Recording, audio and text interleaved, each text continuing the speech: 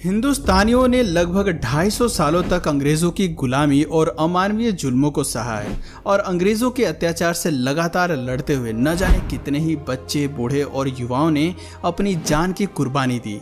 तब कहीं जाकर हम आज आज़ाद देश में सांस ले रहे हैं और आज़ादी के 75 साल पूरे होने पर देश में अमृत महोत्सव मना सके हैं। लेकिन अंग्रेज हमेशा से ही भारत में नहीं थे, बल्कि जब वे मीलों का सफर तय करके भारत आए थे तब यहाँ पर मुगलों का राज था और अगर मुगल न चाहते तो अंग्रेज भारत में प्रवेश तक नहीं कर सकते थे, क्योंकि भारत में एक और मुगलों का शक्तिशाली साम्राज्य था तो दूसरी ओर मातृभूमि पर मर मिटने वाले मराठा भी थे। ऐसे हालात में अंग्रेजों को भी भारत में राज करने के लिए एड़ी चोटी का जोर लगाना पड़ा था। मगर धीरे धीरे अंग्रेजों ने हिंदुस्तान पर अपना वर्चस्व इतना बढ़ा लिया कि उन्होंने पूरे मुगल साम्राज्य को ही खत्म कर दिया।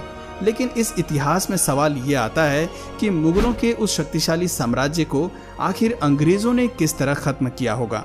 आज की इस वीडियो में हम आपको वही दास्तान सुनाने वाले हैं। तो इसी बात पर चलिए शुरू करते हैं इतिहास के एक और नए अध्याय को।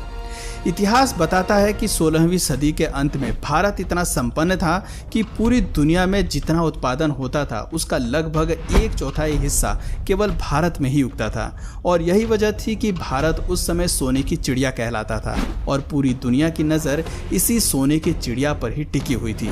ऐसे में भला अंग्रेज कहाँ पीछे रहते। उस समय हिंदुस्तान में दिल्ली पर सम्राट अकबर का राज था और ऐसा माना जाता है कि अकबर अपने दौर के सबसे ज़्यादा दौलतमंद बादशाह थे।